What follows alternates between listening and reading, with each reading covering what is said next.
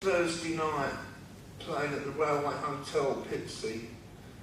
It was this sort of play, and it wasn't like a music place. It was like we were just on this stage playing, and he'd come, "Can you turn it down a bit?" You know, because people were just in there to have a drink, really. And I think the nearest we got to a pop song actually, we learned Buddy Holly, "Heartbeat."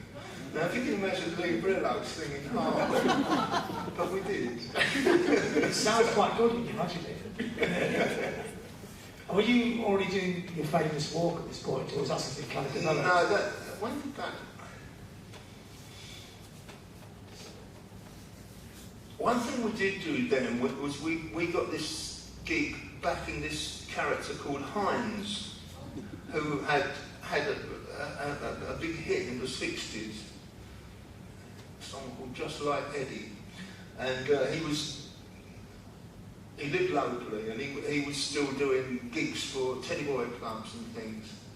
And somehow or other, he got on the bill at this, in 1972, was this big show at Wembley Stadium, rock and roll show, where you name them, they're on it, Jerry Lee Lewis, Chuck Berry, Little Richard, Bo Diddley, Bill Haley. Fantastic. I mean, it was a great, and we were in the opening part of the show. There were all these kind of banger British bands, Screaming Lord Such and people like that. And anyway, I just quit teaching. It was beginning of the summer, and I still had long hair. In fact, there's footage of this that can be found. I'm standing there staring at my shoes and playing Eddie Cochran number or something with Hinesy. And anyway, at one point, I walked out from under after we'd done our bit, walked out from under the stage from the dressing rooms, turned around, saw this band on stage, and I was knocked sideways. The band was the MC5, and that Wayne Kramer, the guitarist, he was a mean mover, and I thought, that's it. And that started me off on my own mean moves. So have you got the photographs of this, the long hair period? Yes, there is photographic evidence of this period in this book, actually, which is on sale at all good bookshops. But no, yeah, that was very impressive. Very thick hair, I'm quite jealous. I'm very jealous of your hippie era thick hair. Yeah. So it's in the film. There's a curious TV appearance you make when you get interviewed. And All about the oil protest. Huh? The protest against the oil refinery. Oh, yes, protest. We were among the first environmental protesters. They wanted to build some more oil refineries on Canvey Island, and they built this big new road onto Canvey Island. It was actually just for the oil tankers to drive down, and there was a protest organised at the opening of this road, and which mainly actually the main participants in this protest, like, it was in the daytime, so the only people that were like housewives and mothers and things, there were their prams and stuff. There was about, I don't know, 50 people. Also there was me and my brother with our long hair, and the police had overreacted to this thing, and but there were hundreds of police. I mean, they just panicked that they knew there was going to be this protest. So of course they saw me and my bruv and arrested us. Yeah, so anyway, I got involved I think, in doing this environmental protest. But ironically, when Feelgood's got going in earnest, we came to. Well, to tell you the truth, I always loved the oil refineries on Canvey Island. There's a skyline to rival New York, I think. You see this, the towers and that, and the flames, and I always loved it. There's a fantastic part in the film when Julian films it, all the oil refineries behind you. You could just wave your arms around, describe it. It's one of the great parts. Yeah. Do you think, I mean, this always sounds fancy, pretentious, but do you think that kind of feeds into your music in a way, though? The Canvey Island, the oil refineries? Oh yeah, I mean, I think it does. I think the kind of music we're playing is a kind of urban music, and it fits in with that. And also, we used to fantasise when we weren't playing so many gigs and that. We used to fantasise about it, you know. And I would try and work that landscape, if you like, into the songs I started writing. And you know, we used to call Canvey Island Oil City. You know, we call it Oil City. So yeah, it's all mixed up. I mean, now what's fantasy and what's who knows? So you kind of like making a myth out of it, kind of like the American blues myths and American exactly. You know, and of course we couldn't resist the idea that there's the Thames estuary there is a delta. So you know, the Thames Delta, you know, in a blues thing. Yeah. Another lovely story you told me before is when you first went to London to check out the pub rock bands before you played there, and you and your brother went. I can't remember if you went to see now, but you just spent the whole gig laughing your heads off because you thought, if that's the competition, London is ours. Yeah. And we were right. well, you actually were right. Yeah. So, who did you actually go and check out? Oh, I'm not going to tell you. So what was it like? Because this idea of the pub rock scene was like always really hard driving bands, but it wasn't. Well, quite varied, wasn't it? Really? We heard about although Canvey Island is just an hour away from London. We'd never played in London, and then we heard that there was this scene going on with these gigs, you know, the Hope and Anchor and Dingwalls and so forth, and it was just wow, we can get lots of gigs, you know, and by the time we started playing there, it was kind of an established scene, and we had 2 years playing locally, and by then we've got the look. I cut my hair, and we were wearing the cheap suits and doing our thing. And a lot of the bands on that pub scene were, in fact, established musicians. And people were going to these gigs to see music, and we turned up, and we were out of nowhere, and yet we'd got a whole thing together, and we didn't turn our backs to the audience and play long solos or anything like that, and so it did have a remarkable effect, and picked up very quick. In a weird way, Carnegie rock and roll, you're sort of this weird. You're not quite pub rock, you're not quite punk rock. You had your own little space in between. Yeah. I mean, I always object to this term pub rock. You see, one thing actually, certainly in those days, I was pretty strictly teetotal and rather puritanical about alcohol. So, you know, the very word pub was an anathema to me. But I also didn't talk about pub rock as though it's a kind of music, and it isn't. I mean, there was all kinds of music being played there. It's a kind of venue. There were just some venues in town that, you know, happened to be pubs. So if you say pub rock, it doesn't really explain what was happening there. And we had our own. And we thought it was R&B means something else these days, didn't it? But we thought we were playing rhythm and blues. Or which you were. Yeah, you were kind of recreating the kind of thing that the Stones had in the 60s. I think the reference point is the Rolling Stones. That's the. It's like the English take on rhythm and blues. Yeah. So then Andrew Law aside, he's one of the great A&Rs, isn't he? So he picked you up, and then you had the Stupidity album, which was like incredible. It was the #1 album, the live album. Yeah. Completely opposite of everything else. It's straight to #1. And I remember when it went to #1, it just seemed really bizarre. How did you pull that off? That just seems really. Well, I don't know. It was our third album. I think we'd released 2 albums. We'd started to go to America. I think, yes. And then we were about to do a third album. Coming back from America, and we didn't know what to do, you know. So, well, actually, the thing to do, what everybody's crying out for, is a live album. And so we did a live. Well, I mean, we looked through the tapes that there were of shows we'd done, and made a live album. There was a bit of. The record company wanted us to.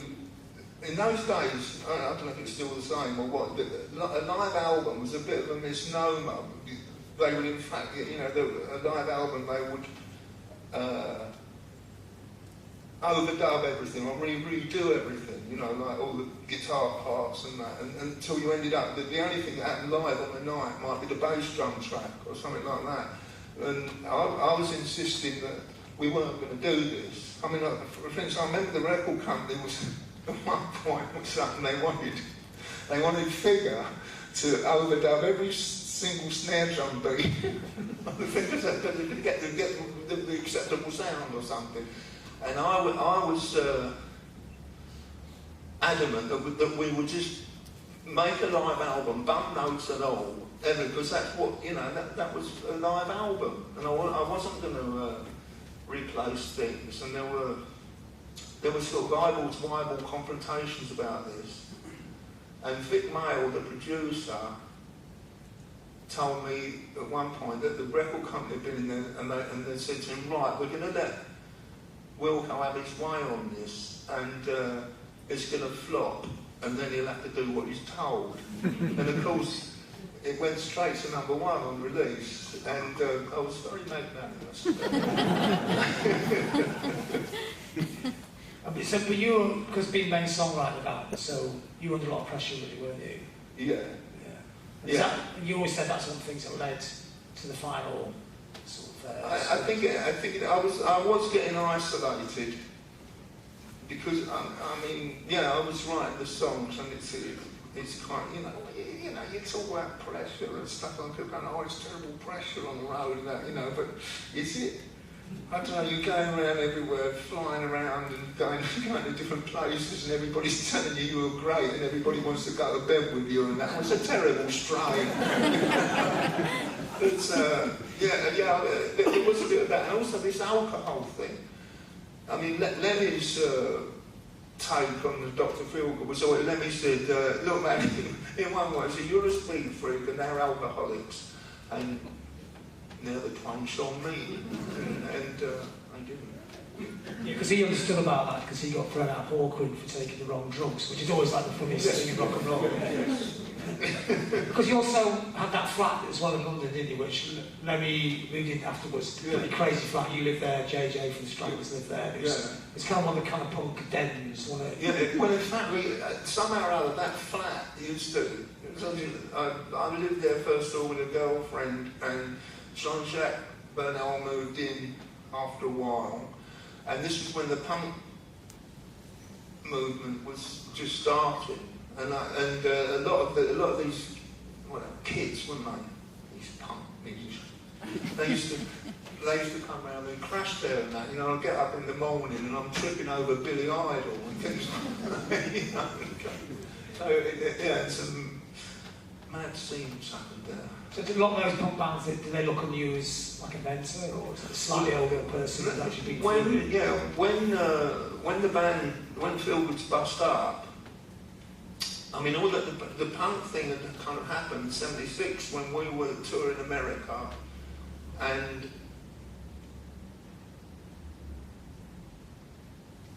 suddenly I was out on my own, and I'm thinking, what all these new musicians, are they going to think I'm one of these boring old farts or something, or, you know, are they going to spit at me, or, well, then I started meeting them, and I realised, in fact, they'd all been to see Dr. Feelgood, and Dr. Feelgood had been a bit of an inspiration to all of them, and meeting these guys, making friends with them, realised, I think they looked on me as a, what should we say, uncle. Uncle Wilko. Yeah. So I remember you saying once, I think you were in America, and someone showed you the front page picture of the Sex Pistols Bill Grundy thing on the newspapers, and you remember seeing them at gigs before or something? Well, I first heard of the Sex Pistols when Dave Higgs, who was the founder member of Eddie and the Hot Rods, who was a Canby Island boy, And then one night he'd come down my house and say, "Yeah, we're Friday out the door, we have this band supporters called the Sex Pistols." And I remember going, "Oh, what a great name for a band," you know. And then, I don't know, he was complaining about his Sex Pistols. And I thought no more of it. And then a short while later, I was in New York, and I managed to get I got hold of a copy of the Daily Mirror. And there on the front page was this swearing on television outrage. I thought, oh, it's Sex Pistols, and that was my first kind of inkling of the punk thing happening. Did you not notice how many people in the punk movement actually use Telecasters? Did they? Yeah, there's a lot of people. Yeah, everyone got a Telecaster. You basically get a Telecaster whole. Yeah, well, I think I sold that. In fact, the Fender guitar, I finally released a Wilko Johnson signature Telecaster, and you can't get one because they've all sold out, right? Bloody Fender, man! But I think I've sold so many Telecasters, either directly because of people or people like Joe Strummer who used a Telecaster because he'd seen me using one. And anyway, Fender finally got round to doing it, and it was released a couple of months ago, and they've all sold out in this country. People I know I've got them, I've had to send to Germany for them. And the guy from Fender came round my house 3 or 4 weeks ago. So, oh, blimey, they're all sold out and that, and he's going, he says, yeah, we sent him 50 to Japan. And I thought, you twats. I said, I could sell 50 standing on the street corner in Tokyo, you know. And anyway, gradually Fender will realise after I'm gone. So sorry, how do you work out? There's so many great anecdotes, and it's actually quite a long story. How did you work out what to put in the book? Or did you just put everything in the book? I didn't put everything in the book. I'm sure there's plenty that hasn't been told as well. Because it's always the way, you know, when you've finished a book project and you know, we were talking about it and then you sort of mentioned an amazing story and I was like, why didn't you tell me that when I was doing the book? But yeah, I would say, you know, a lot is covered, but I think, you know, I think it's sort of, what's unique about it maybe is it's a kind of blend of quite long anecdotes. And, you know, we have sort of like markers along a kind of timeline, I suppose, and so we go into sort of like, you know, the hippie trail and going to India and Afghanistan and sort of look in on that and kind of magnify that, and then we sort of come out and then we look at sort of when Wilko was a teacher and sort of like talk about sort of things that, you know, there's a poem in there from one of your students, which I don't think you'd actually seen. So it was quite rude, actually, but it's you know, so it's just like weird little bitty things. But I think one of my favourite things in the book is actually a school report of Wilko's, and again, what was really special was just being able to go through all these old files and boxes and find all these treasures. But there's just this classic school report. John Wilkinson at Westcliff High School for Boys, sort of end-of-year report. One teacher said, he should do very well. I imagine he's revised, though he'd hate to admit it. And one of my favourites is, a pass would be an undeserved result. I expect he'll pass, although he doesn't deserve to. An effort made has been somewhat erratic. And so there's like all these little kind of funny things that were just such, you know, treasures to find. It was just great to be able to kind of include them. So it's a kind of mix of those kind of things which people can just discover and read for themselves. And, you know, a lot of anecdotes in Wilko's own voice. I mean, originally, this idea to do the book was going to be like a normal kind of biography kind of book, but you felt doing a scrapbook would be better, or do you actually want to do like this in the first place? Well, in the very first place, I was sort of thinking, you know, it was a kind of weird thing that happened in tandem with someone else